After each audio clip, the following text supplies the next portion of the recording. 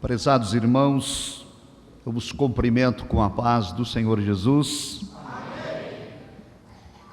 Enquanto a igreja está em pé, quero agradecer novamente o honrado convite de participar com os irmãos desta Semana Teológica.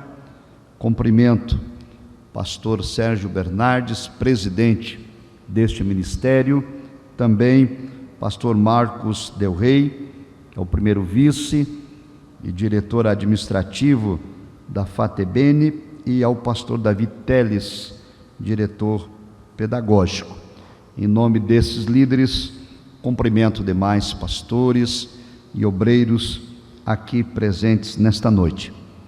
Amados, nós estamos nesta semana com a proposta que me coube de tratar o tema que está aí na tela: as ideologias e a autoridade das Escrituras Sagradas. Na tela também está o nosso Instagram, para quem quiser acompanhar o nosso trabalho.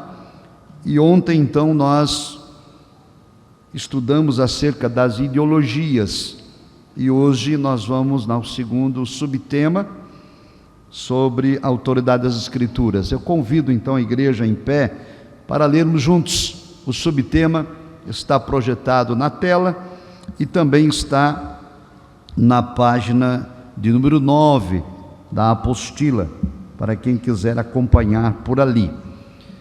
Vamos recitá-lo juntos? 1, 2 e 3. Resgatando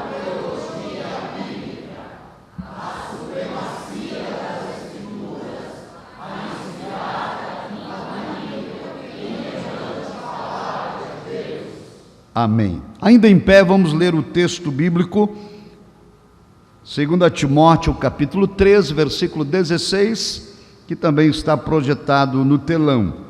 Vamos ler juntos? Toda a Escritura é divinamente inspirada.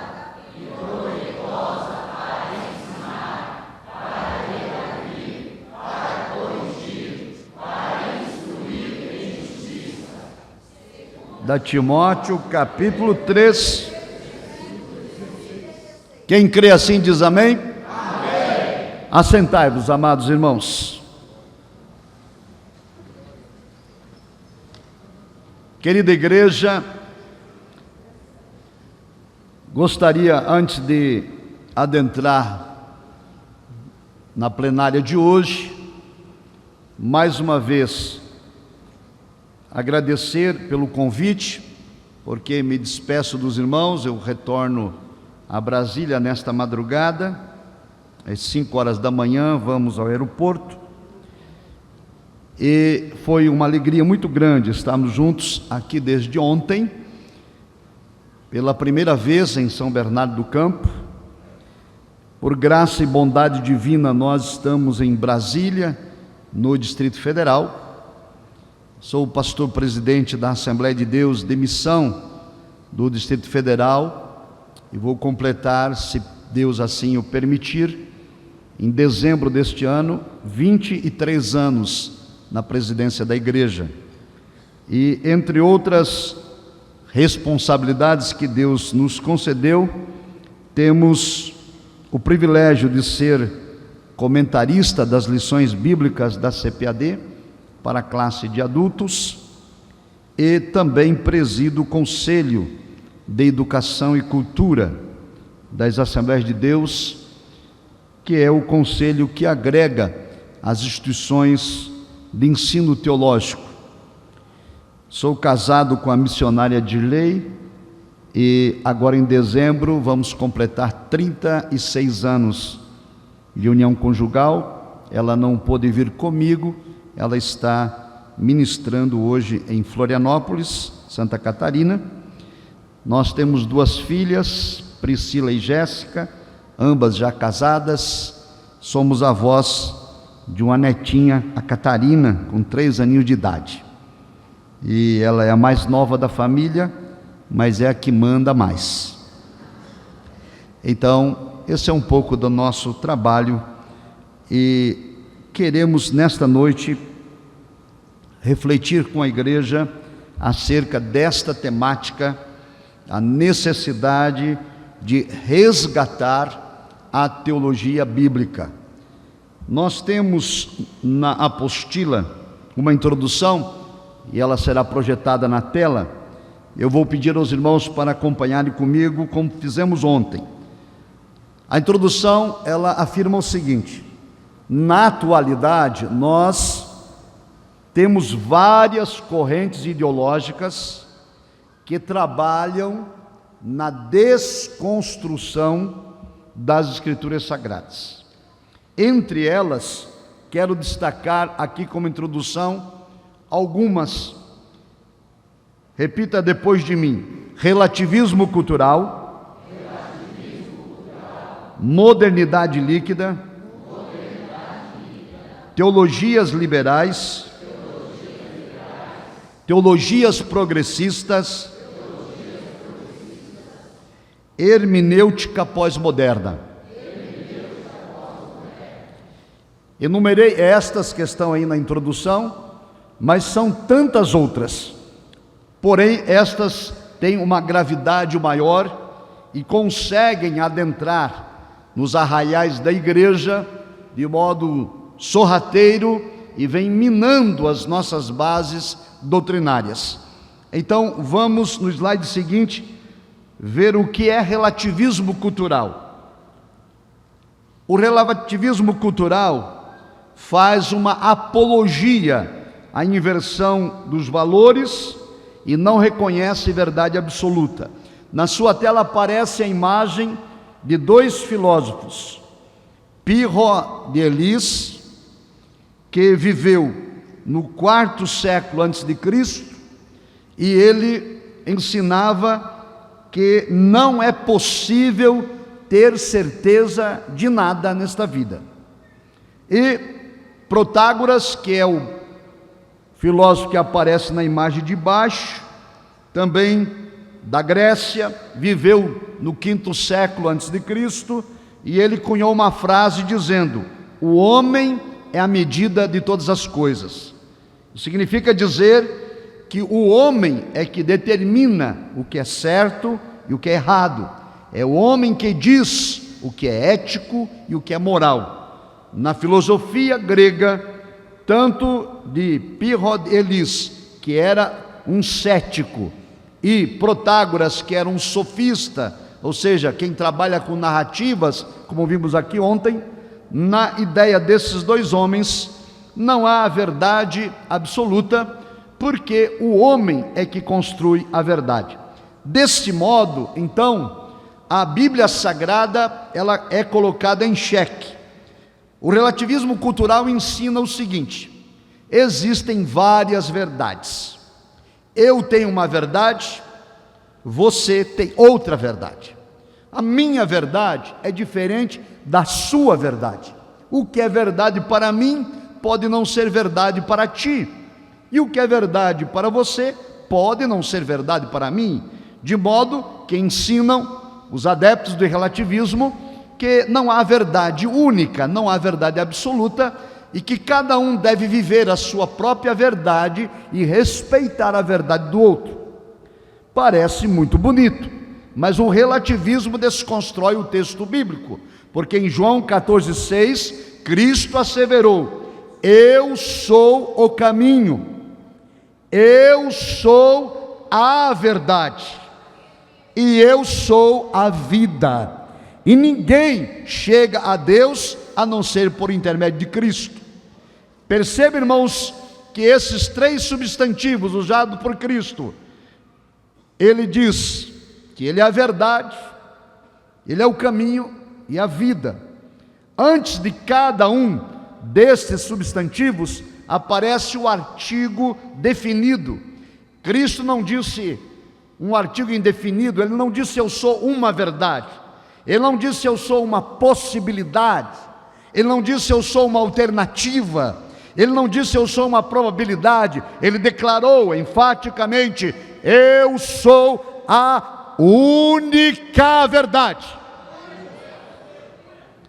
Então, para nós os cristãos, a verdade é absoluta. João 8,32, Cristo disse: e conhecereis a verdade, e a verdade vos libertará. Em João 17,17, Cristo disse: santifica-os na verdade, a tua palavra é a verdade. Então não podemos relativizar a verdade é uma só, e está revelada na palavra de Deus. O mais é ideologia. Vamos ao próximo tópico, no slide seguinte: modernidade líquida.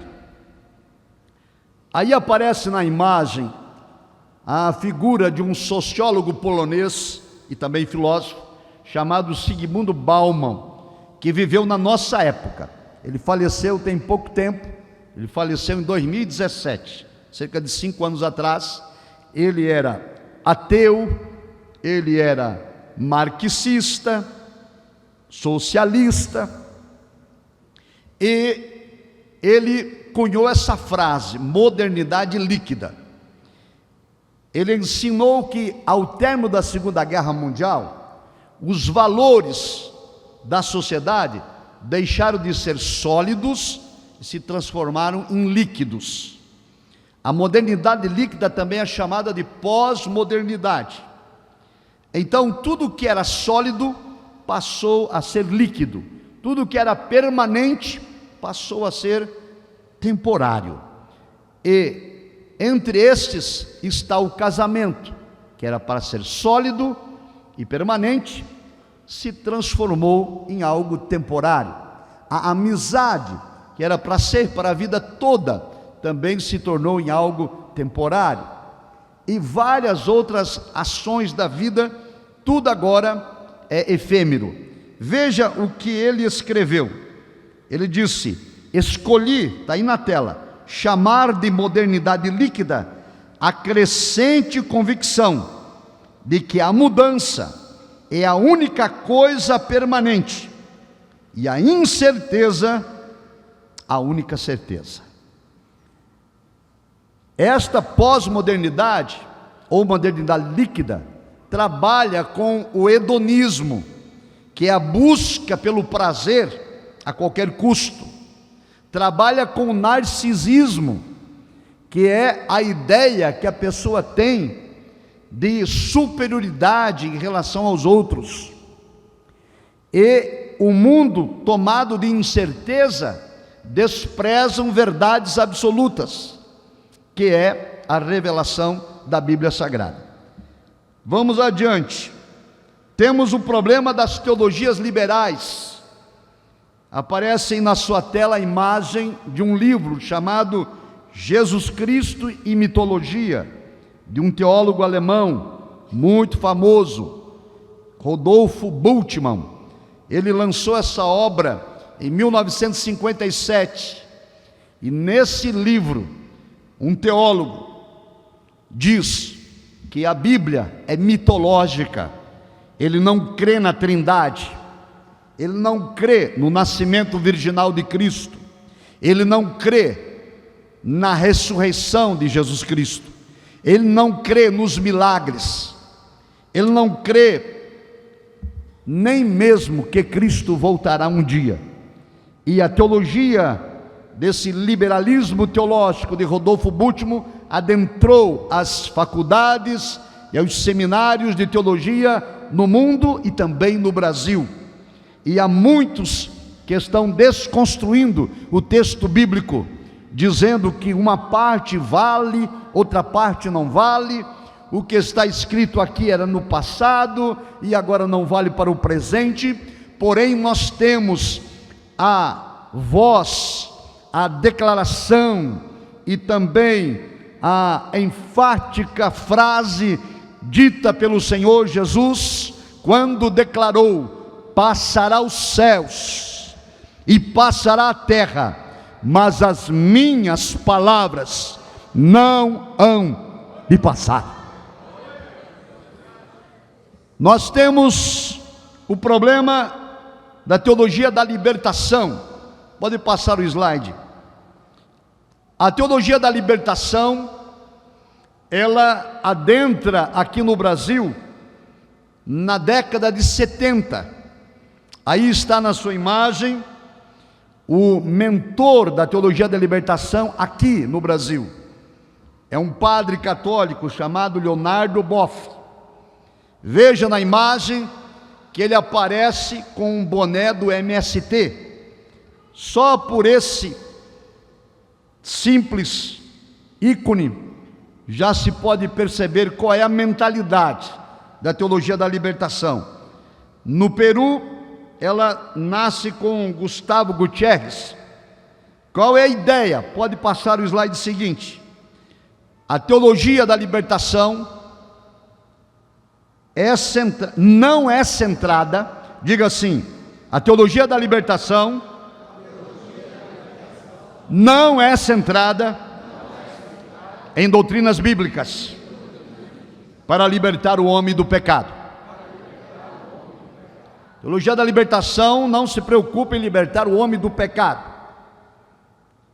Ela tem uma outra preocupação. Veja na imagem uma pirâmide. A preocupação da teologia da libertação é social, apenas social. Então, eles querem, por meio da teologia da libertação, libertar o homem das estruturas opressoras da sociedade. Ou seja, eles dizem que é preciso libertar o homem da pobreza, libertar o homem da injustiça, libertar o homem da fome, libertar o homem do desemprego. É preciso libertar a sociedade do machismo, é preciso libertar a sociedade da heterossexualidade ou da heteronormatividade, é preciso libertar a sociedade do modelo de família patriarcal e assim por diante, desconstruindo o texto bíblico, porque o Senhor Jesus veio buscar e salvar pecadores, e o problema do ser humano é moral.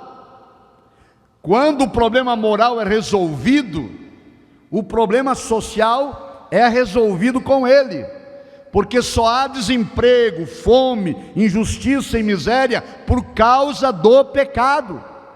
O pecado leva o homem a roubar, a furtar, a extorquir o outro. O pecado leva as pessoas a se corromperem por causa do dinheiro. Políticos se tornam corruptos, pessoas entram para a criminalidade. Mas uma vez que o Evangelho de Cristo é pregado, exigindo transformação de vidas, então a Escritura diz que quem está em Cristo, nova criatura é.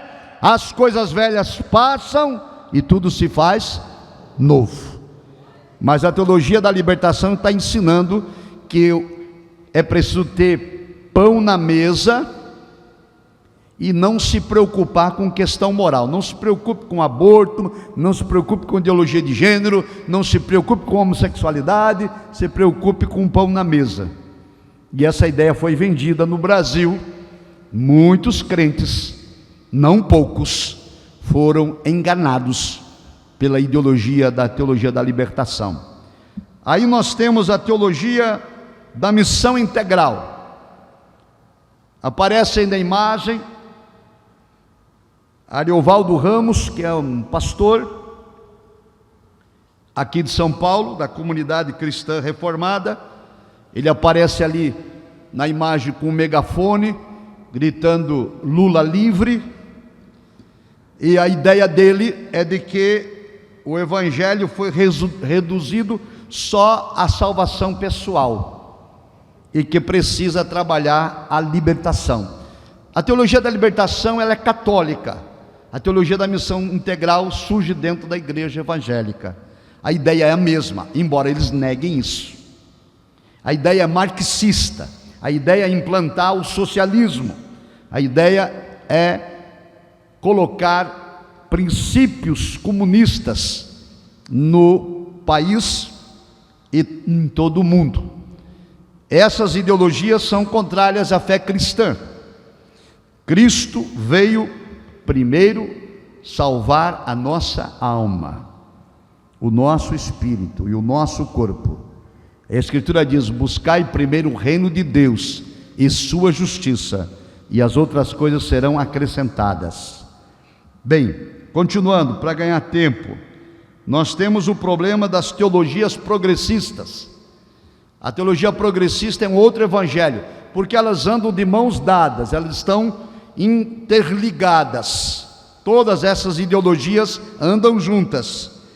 A teologia progressista ataca as doutrinas bíblicas, considera que a Bíblia precisa ser atualizada. As teologias progressistas defendem pautas progressistas, são a favor do aborto, como já citei, são a favor da ideologia de gênero, são a favor de legalizar a maconha, são a favor da prática da homossexualidade, são contrários ao modelo bíblico de família. Nesse trimestre, nós tratamos na escola dominical, na classe de adultos, sobre as teorias progressistas.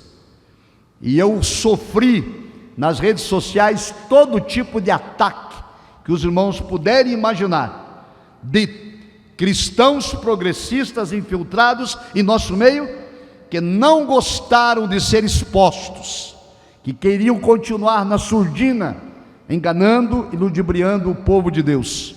Porém, a igreja, ela foi comprada com sangue. A igreja, aleluia, ela foi retirada do mundo, e a igreja tem o papel de ser o sal desta terra. A igreja do Senhor Jesus, o inferno não pode prevalecer contra ela. E aí, amados, ainda na introdução nós temos o problema do humanismo. O humanismo surge na Itália no século XV. Para os humanistas, a ética e a moral dependem do homem.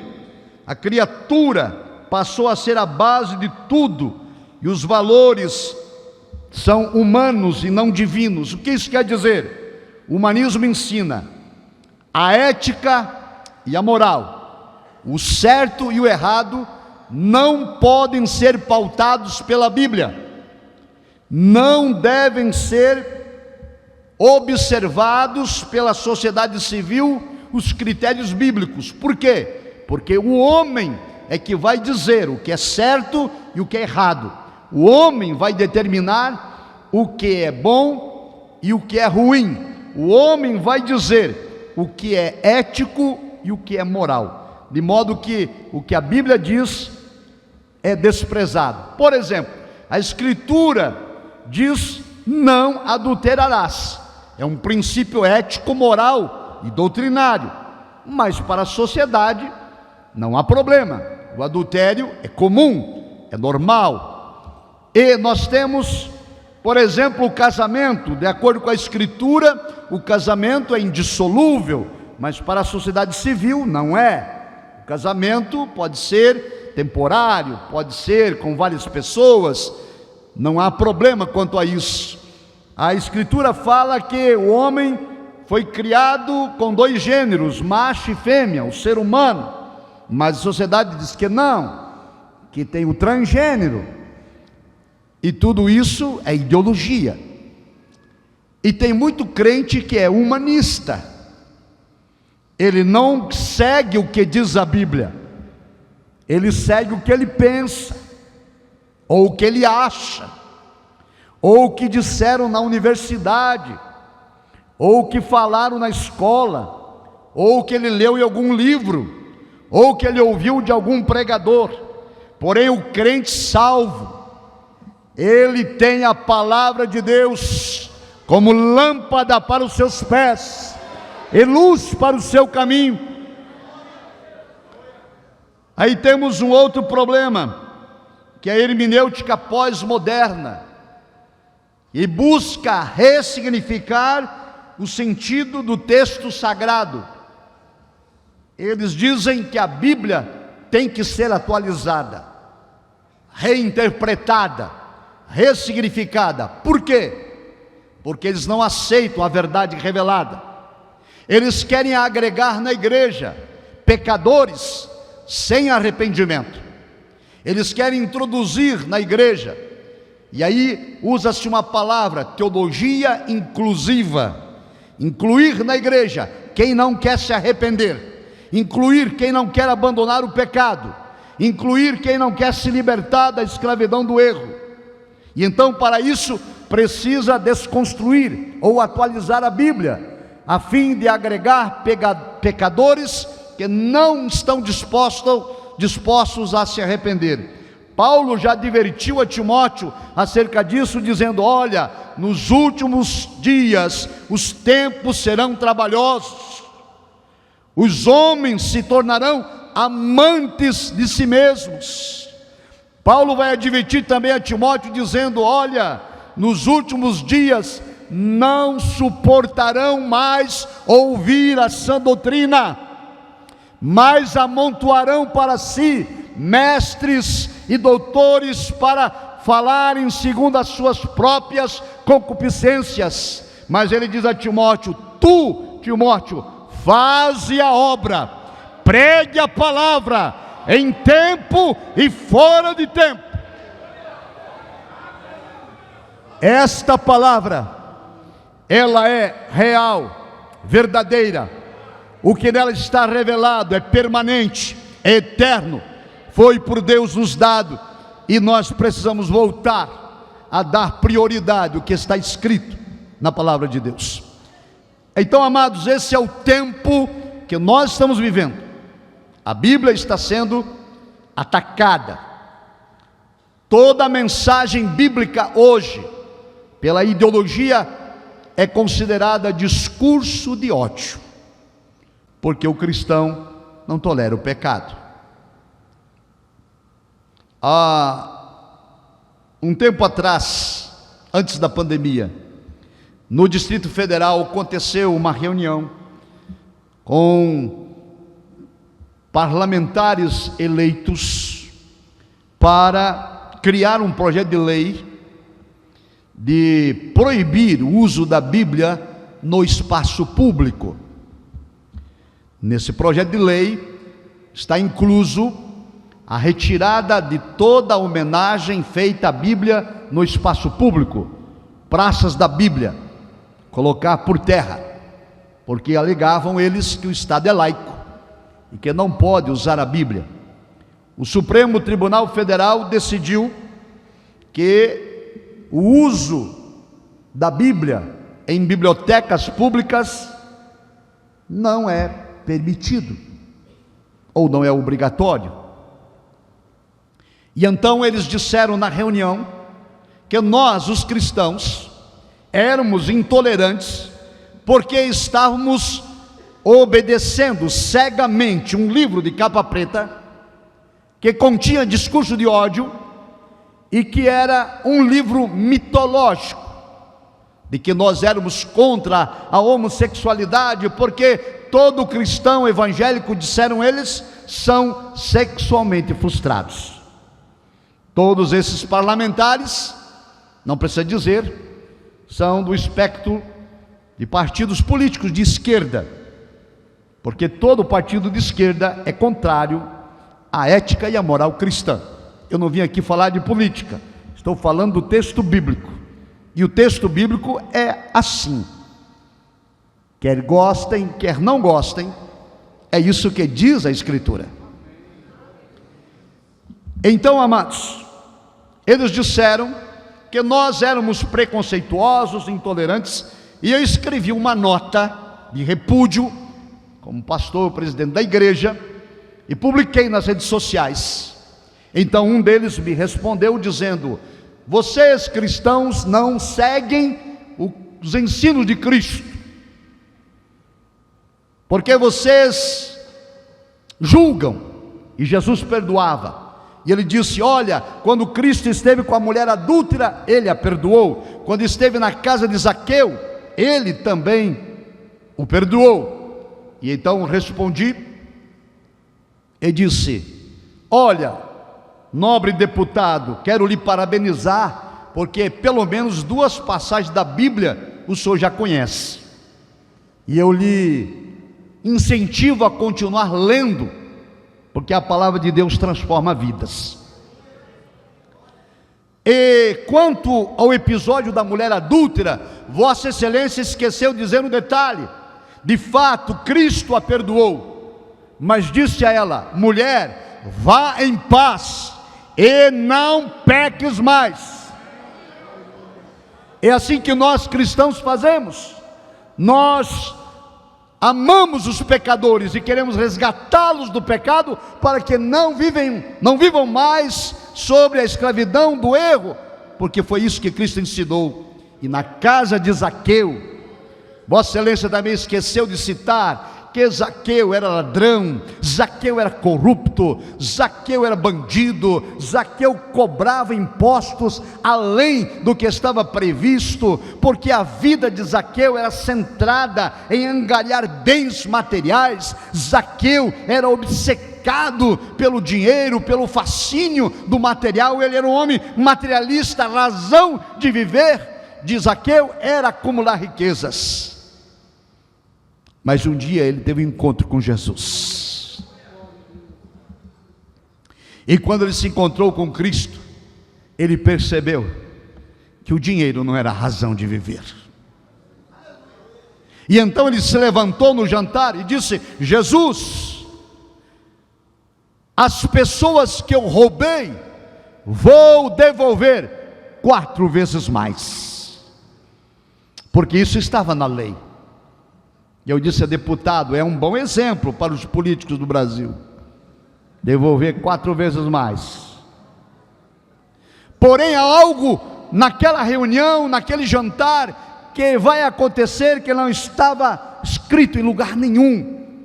A lei mandava ele devolver 4 vezes mais, e ele vai tomar uma posição dizendo: Jesus, do dinheiro que sobrar, eu vou dividir a metade com os pobres. O homem que vivia para angariar dinheiro, agora ele vai devolver quadruplicado o que roubou, e do que sobrou do seu trabalho honesto, ele ainda vai dividir com os outros, porque a razão de viver de Zaqueu modificou-se. E diante dessa declaração, Cristo disse: hoje veio salvação nesta casa. Este é o Evangelho, transforma vidas. E até o dia de hoje eu espero a tréplica dele. Nunca mais respondeu, porque eles gostam de trabalhar com narrativas. A verdade não suportam ouvir. E a verdade, amados irmãos, preste bem atenção. Quando Deus instituiu a igreja, entre outras responsabilidades, Deus instituiu a igreja para ser coluna e firmeza da verdade. Sabe o que quer dizer? A igreja é a guardiã da verdade. A igreja é a responsável pelo ensino da verdade. Deus não confiou esse compromisso a ninguém mais na face da terra, a não ser a sua igreja. É na igreja que a palavra verdadeira tem que ser pregada, anunciada, proclamada. Doa quem doer, aceite quem quiser aceitar, creia quem quiser crer. O nosso compromisso é com a verdade e pela verdade, porque a verdade é que liberta. Assim, meus amados, esta verdade não pode ser modificada, nem alterada, nem ajustada para beneficiar quem quer que seja. Por fim, vamos adiante. Vamos rever alguns conceitos bíblicos. A autoridade da Bíblia. Em 1517, Martinho Lutero foi levantado por Deus para fazer a reforma protestante. A Igreja Católica tinha se distanciado das Escrituras e estava prevalecendo dogmas meramente humanos. E, como resultado da reforma protestante, surgiram 5 solas. São expressões em latim. Repita depois de mim: sola scriptura, sola gratia, sola fide, solo Christus, Solo Deo glória. Significa somente a Escritura, somente a graça, somente a fé, somente Cristo e somente a Deus seja a glória. O princípio de sola Escritura restaura a autoridade da Bíblia. Somente a palavra de Deus é a nossa regra de fé. Veja o que diz a declaração de fé das Assembleias de Deus aí na tela seguinte. Amados, eu tive a grande honra e o privilégio de integrar a comissão que escreveu a nossa declaração de fé. Foram 2 anos de intenso trabalho, 2015 e 2016. Eu fui o relator, são 24 capítulos, e entre outros temas ali tratados, temos essa declaração: cremos, professamos e ensinamos que a Bíblia Sagrada, diga agora comigo, é a palavra de Deus, única revelação escrita de Deus, dada pelo Espírito Santo, escrita para a humanidade. Diga de novo: a Bíblia é a palavra de Deus. Amados, nós temos aí na internet vários teólogos, nunca nem a Bíblia leram, mas se apresentam como teólogos aí na internet, dizendo que a Bíblia contém a palavra, ou outros dizendo que ela torna-se a palavra. Sabe o que quer dizer? Quando eles afirmam que a Bíblia contém, eles estão fazendo relativismo. Estão dizendo, parte do que está escrito veio de Deus e parte do que está escrito veio dos homens. Contém. Outros dizem que ela se torna. Eles dizem, se alguém lê a Bíblia e a Bíblia fala com ele, então ela se torna a palavra de Deus. Se alguém lê a Bíblia e crê no que está escrito, então ela se torna a palavra. Todas essas duas afirmações são falácias, são relativismos, são mentiras, são heresias.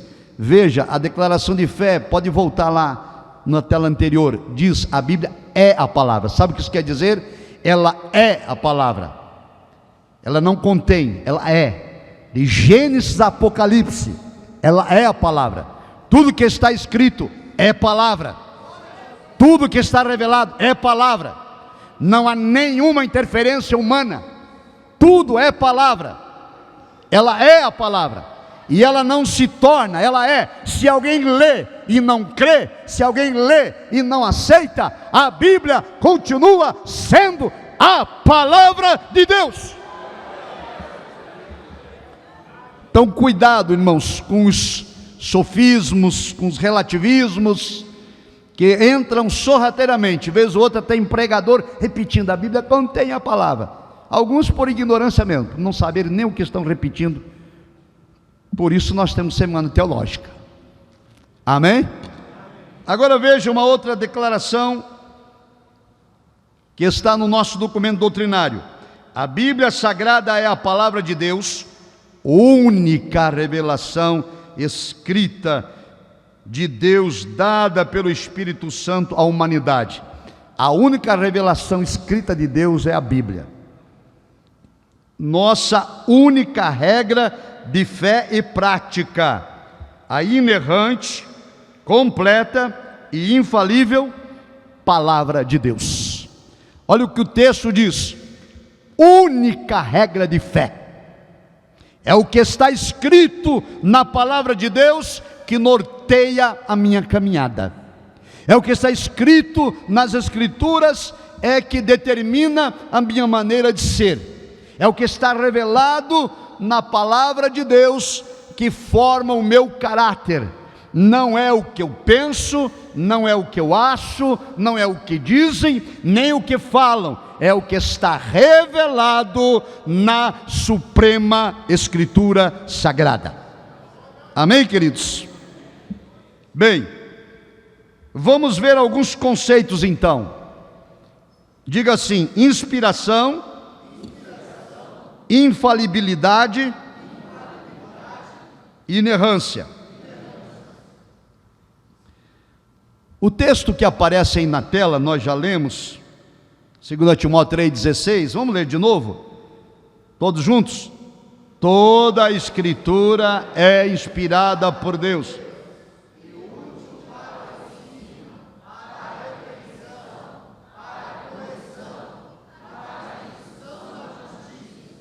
Obrigado. Aqui, amado, o conceito teológico que se extrai do texto bíblico que os irmãos leram, ele se declara na expressão que está na tela. Eu peço para os irmãos lerem depois de mim: inspiração divina, inspiração verbal, inspiração plenária. Vamos de novo: inspiração divina, inspiração verbal, inspiração plenária. No slide seguinte, a declaração de fé das Assembleias de Deus vai enfatizar esses princípios teológicos. A nossa declaração no artigo de fé número 1 diz assim: cremos na inspiração divina, verbal e plenária da Bíblia Sagrada, única regra de fé e prática para a vida e o caráter do cristão. Agora, o que quer dizer esses três termos? Inspiração divina, inspiração verbal e inspiração plenária. Vamos lá. Inspiração verbal, na tela seguinte. Essa interpretação vem do termo grego, quando nós lemos ali, em 2 Timóteo 3,16, toda a Escritura é divinamente inspirada.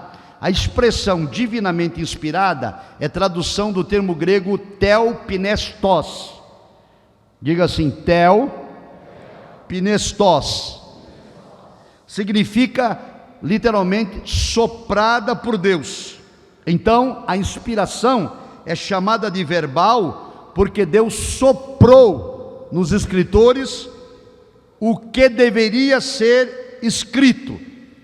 Olha, preste bem atenção: Deus soprou, Deus inspirou.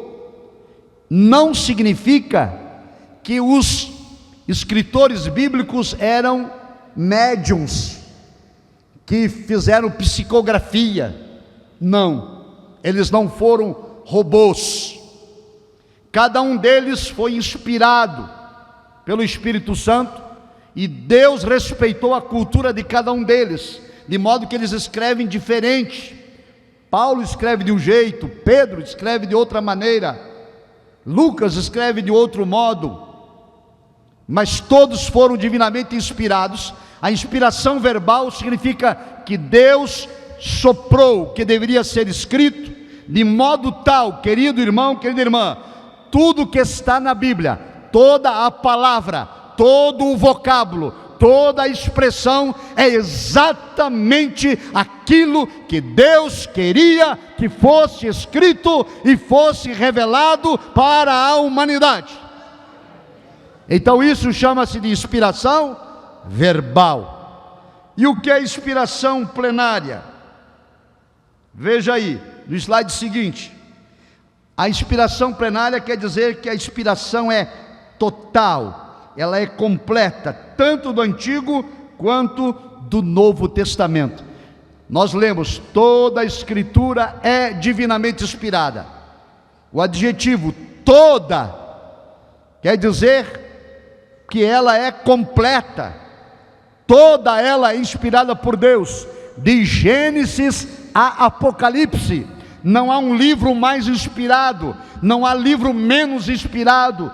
Todo o conteúdo das Escrituras é divinamente inspirado, e ela é completa, não há nada para ser revelado, não há nada para ser acrescentado. Aliás, a Escritura diz que ninguém pode acrescentar e nem retirar coisa alguma da Escritura, porque toda a plena vontade de Deus está revelada aqui neste livro.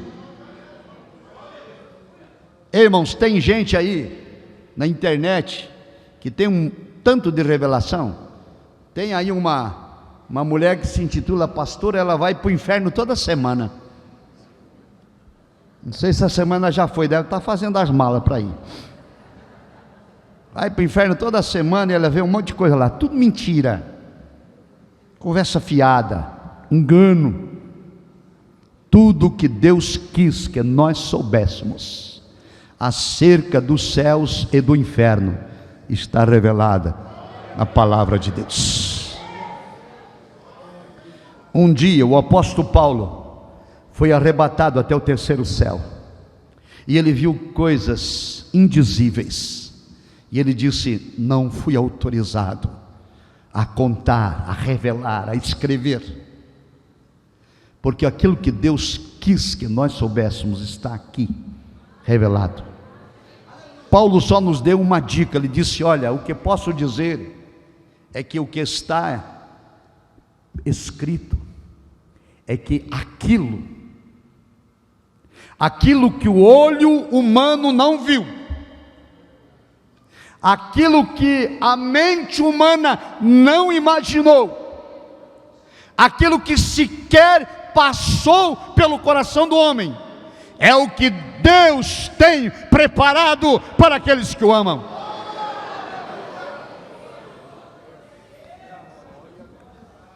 Tudo que Deus quis que soubéssemos está revelado neste livro. Por isso a revelação, a inspiração é divina, porque Deus é seu autor. Ela é verbal, porque Deus soprou nos escritores. E ela é plena, porque Deus revelou tudo. Amém, queridos? Cuidado então com os revelamentos por aí. Aí temos um outro princípio bíblico, da bibliologia, da teologia bíblica: infalibilidade e inerrância. São dois princípios da bibliologia. Pode passar o slide seguinte. Eu trago aqui um texto. O próximo slide, por favor. O texto do profeta Isaías 49, 23. Pode ler comigo? Aqueles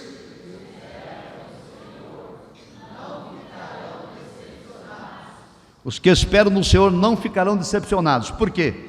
Porque a Bíblia é inerrante e a Bíblia é infalível. Significa que ela tem total veracidade, ela é completamente verdadeira, ela é infalível, ela não falha, ela é inerrante, ela não erra. Não há nada na Escritura que possa desautorizar a sua inspiração. A Bíblia não erra em coisa alguma, nem nos aspectos geográficos, nem nos aspectos históricos, nem nos aspectos científicos, muito menos nos aspectos espirituais. Lancei no passado um livro chamado A Supremacia das Escrituras, publicado pela CPAD, onde eu trago vários elementos que comprovam a veracidade do texto bíblico. E olha, irmãos, isso é muito importante. Ela não erra e também não falha. Então veja só, o que a Bíblia diz, o que Deus declarou, não vai falhar, porque não há erro. Então, quando a Escritura diz: todo aquele que nele crê será salvo, ou quem crer e for batizado será salvo, não vai falhar. Quando o apóstolo Paulo escreveu aos Efésios, no capítulo 1, ele disse: olha, vocês quando ouviram a mensagem da cruz e nela creram, veio sobre vós o Espírito Santo, o selo da promessa, que é o penhor da vossa redenção. Esta é uma declaração que não vai falhar. Sabe o que isso quer dizer? Lá no Antigo Testamento, na Antiga Aliança, o Espírito Santo não habitava permanentemente na vida de ninguém, nem Moisés, nem Abraão, nem Isaque. O Espírito Santo, ele vinha temporariamente. Se os irmãos lerem depois os livros proféticos atentamente, vão perceber que eles escrevem assim: e veio sobre mim o Espírito do Senhor, e então profetizei. E veio sobre mim o Espírito do Senhor, e tive esta visão e aquela visão. O Espírito vinha, fazia a obra, se retirava. Mas para a igreja, Jesus fez uma promessa. Ele disse: eu vou para o Pai, mas eu não vos deixarei órfãos. Eu enviarei o Espírito Santo, o Espírito da promessa, e Ele estará convosco todos os dias, aleluia, até a consumação dos séculos. É um privilégio da igreja, só da igreja. O Espírito Santo habita em nós, e Jesus, o apóstolo Paulo escreveu dizendo: Ele é o penhor da nossa redenção. A palavra penhor é garantia. Significa dizer que enquanto o Espírito Santo de Deus habitar em mim, está assegurada a minha salvação. Outro dia eu vi um pregador dizendo que ninguém podia ter certeza da salvação. Eu não era o pastor da igreja, senão eu tinha tomado o microfone dele. A Bíblia diz que o Espírito Santo é garantia, não vai falhar. Quem tem o Espírito Santo vai adentrar na cidade santa. Quem tem o Espírito Santo vai morar na Nova Jerusalém. Quem tem o Espírito Santo receberá galardão. E ela também não falha e não erra nos outros aspectos. A Bíblia diz assim: quem não crer já está condenado. Acabou. Ah, mas ele é tão bonzinho. É uma pessoa querida, amável, honesto, bom trabalhador, bom pai, bom marido, boa esposa, educado, cordial, honesto. Não crê em Jesus, será condenado. A Bíblia não erra e não falha. Amém, queridos? Vamos ao outro ponto. Síntese então do que nós vimos até aqui. Diga assim, repita comigo: a Bíblia é de origem divina. Seus autores escreveram por inspiração verbal e plenária do Espírito Santo. 2 Pedro 1:21, vamos ler juntos? Porque a profecia nunca foi produzida por vontade de homem algum, mas os homens santos de Deus falaram inspirados pelo Espírito Santo. Amém? Então ela não contém, ela é a palavra. Vamos ao próximo tópico, a estrutura da Bíblia. Bem, amados, a Bíblia Sagrada, como sabemos, contém 66 livros, divididos em Antigo e Novo Testamento. Foi escrita num período de 1600 anos, por cerca de 40 autores, e a divisão que nós adotamos na Bíblia protestante, pode passar a tela, está aí. Nós temos os 5 livros do Pentateuco, nós temos 12 livros históricos, 5 livros poéticos, 5 profetas maiores e 12 profetas menores, que totalizam 39 livros do Antigo Testamento divinamente inspirados. Aí nós temos a divisão do Novo Testamento, como todos sabemos. O Novo Testamento tem 4 evangelhos, um livro histórico, 13 epístolas paulinas, 8 epístolas gerais e um livro de revelação escatológico, que é o Apocalipse, totalizando 27 livros.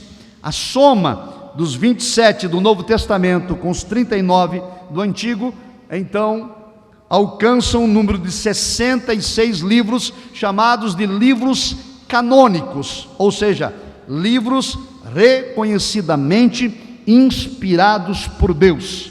Não há nada a ser acrescentado, repito, e nada também pode ser retirado.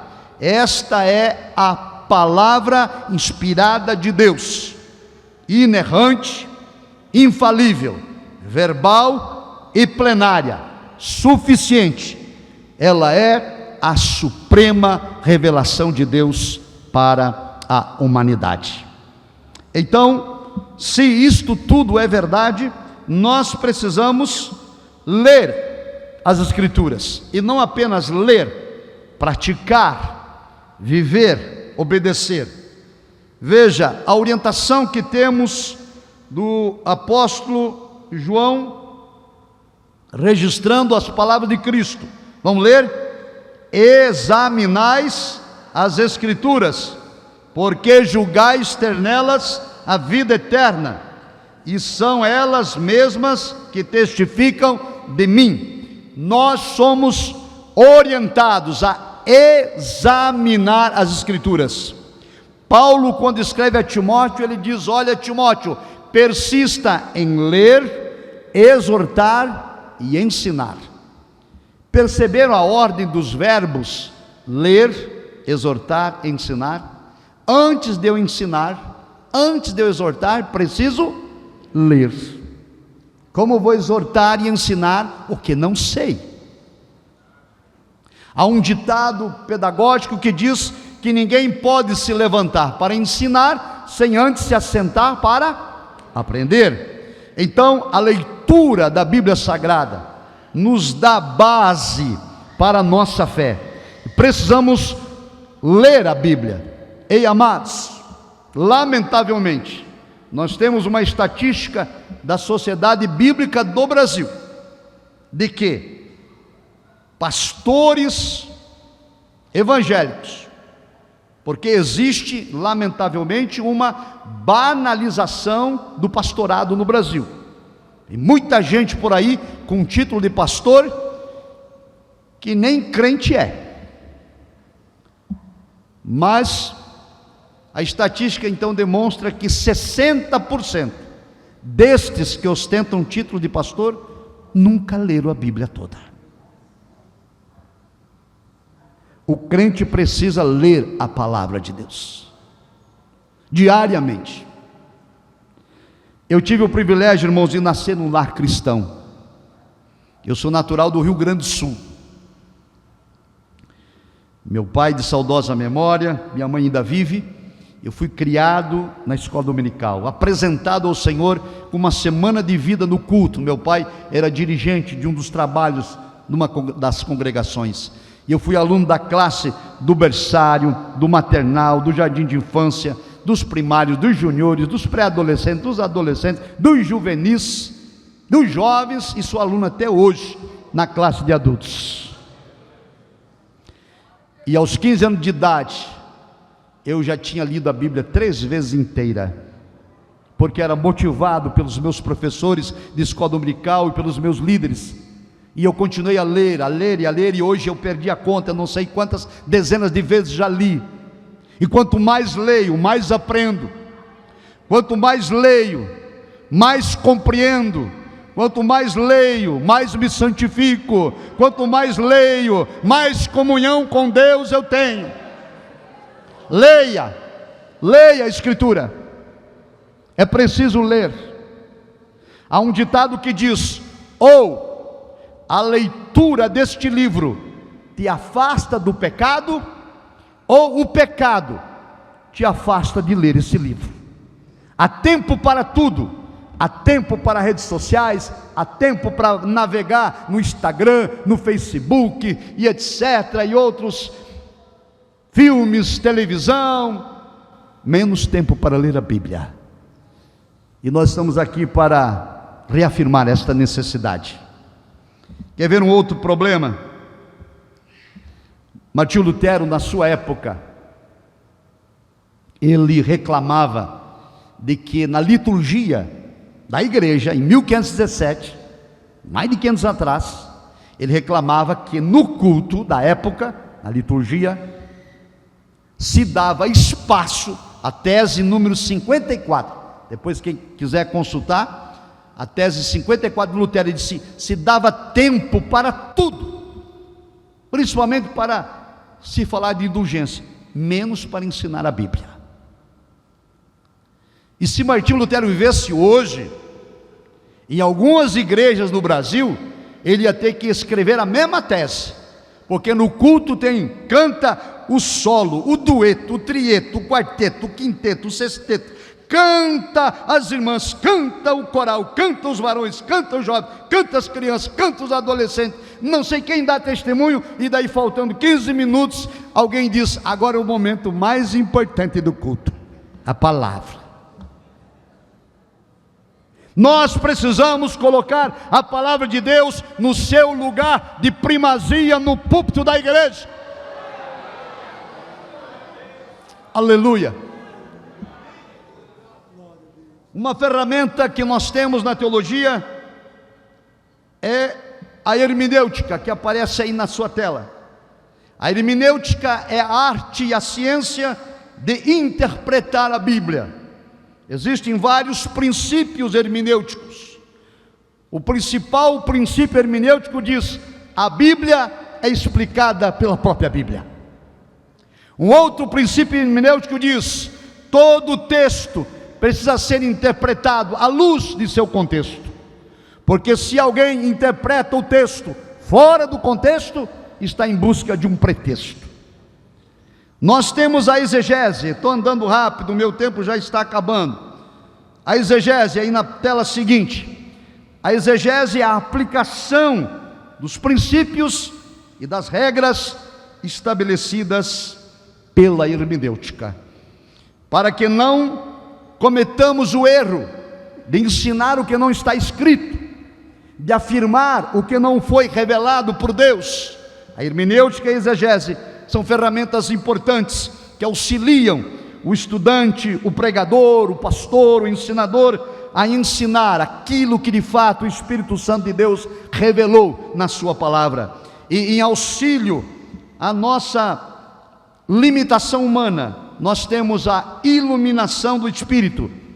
A iluminação do Espírito é uma doutrina que se refere à atuação do Espírito Santo na vida do crente, que o capacita a discernir as verdades da palavra de Deus.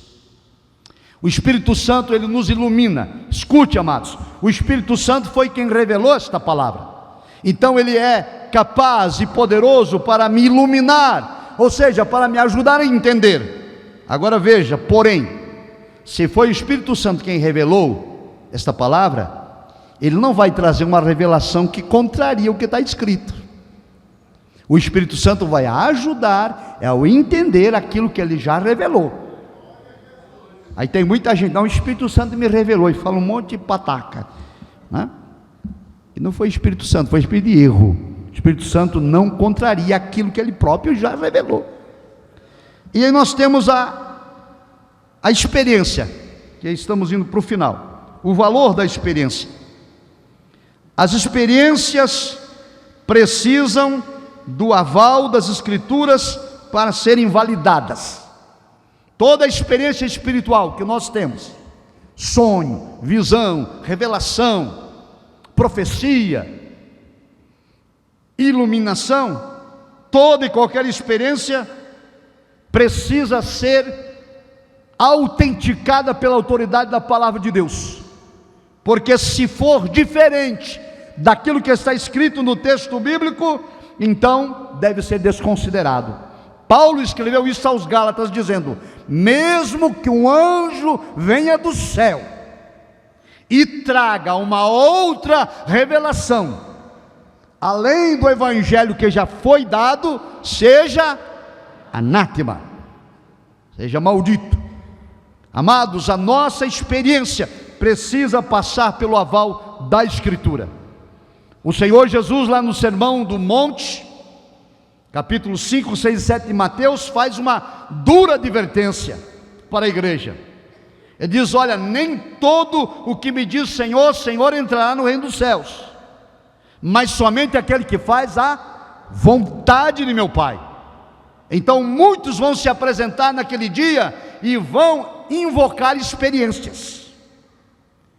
No teu nome eu profetizei, no teu nome eu expulsei demônios, no teu nome eu curei as enfermidades, no teu nome falei em outras línguas. Experiências. E o Senhor dirá: apartai-vos de mim, eu não vos conheço, porque vocês praticaram iniquidade. Toda experiência precisa ser pautada pela autoridade bíblica. Nós não podemos ter uma vida de experiência desassociada das doutrinas. Para adentrar no céu, não basta falar línguas estranhas, não basta ter dons espirituais. Para entrar no céu, diz a Bíblia em Hebreus 12:14, sem a santificação ninguém verá o Senhor. É preciso ter vida santificada, é preciso abandonar o pecado, é preciso andar de acordo com a Escritura, é preciso evidenciar o fruto do Espírito: amor, alegria, paz, bondade, fé, esperança, longanimidade, benignidade, autocontrole. Aleluia! E esta obra, irmãos, é obra do Espírito Santo em nós, por meio da palavra. Por fim, amados, eu tenho só mais 2 slides. Penúltimo, Paulo diz a Timóteo, já citei, mas vamos ler juntos. 2 Timóteo 4:2. Vamos ler, ele disse: pregues a palavra.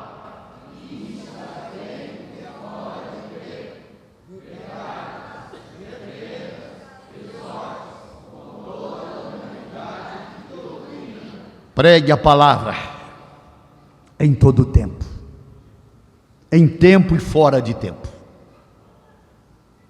Paulo vai dizer a Timóteo: procura apresentar-te a Deus como obreiro aprovado, que maneja bem a palavra da verdade.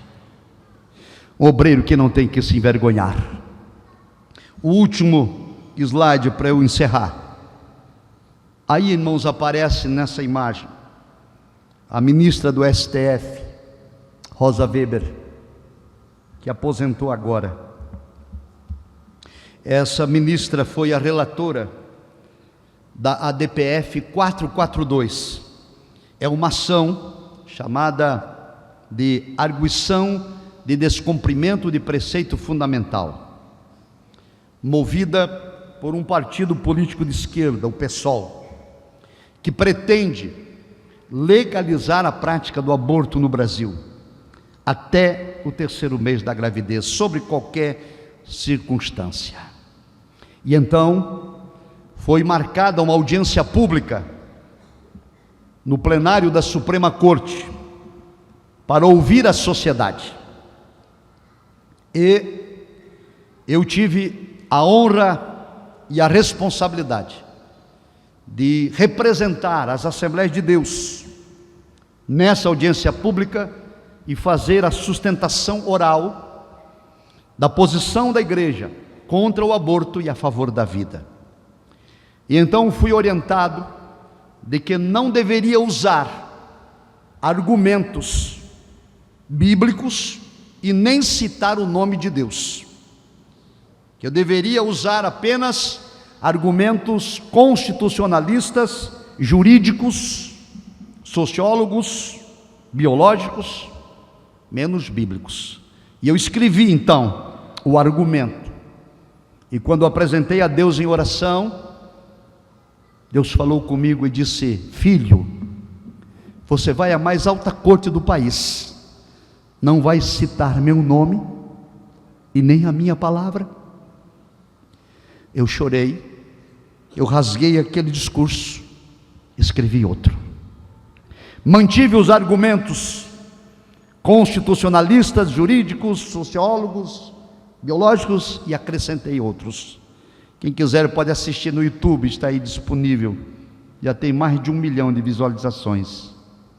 E naquela audiência, entre outras palavras, eu perguntei à ministra Rosa Weber, eu disse a ela: desde quando neste país tornou-se crime alguém acreditar em Deus e ter a sua vida pautada pela Bíblia?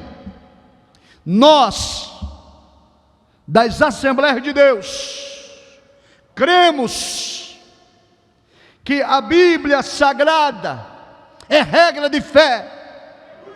E a Bíblia diz: não matarás o inocente. É Deus quem dá a vida, e é Deus quem pode tomar de volta. Pregue a palavra. Aleluia. Ao término da exposição, alguns me disseram: ok, você falou, você disse, mas não vamos lhe escutar. E então o Espírito Santo me fez lembrar das palavras ao profeta Ezequiel. Deus disse a Ezequiel: eu vou te mandar ao meio de um povo rebelde, obstinado, e eles não vão querer te ouvir. Mas Deus disse a Ezequiel: quer lhe ouçam, quer deixe de ouvir, sê um atalaia, fale a verdade, e saberão que houve um profeta no meio deles. Ser um profeta de Deus nesta última hora, prezado irmão, prezada irmã, levantando a espada do Espírito, a infalível, a inerrante, a inspirada, verbal e plenária, suficiente palavra de Deus.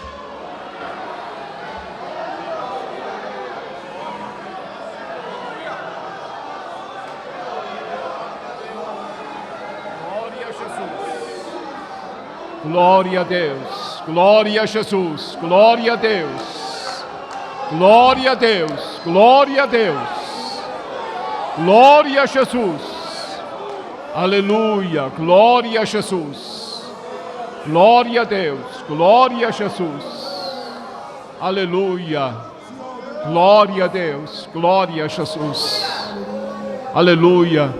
Nós iniciamos esta segunda noite louvando ao Senhor o 259 da nossa harpa. Creio eu na Bíblia. Creio eu na Bíblia. Glória a Deus.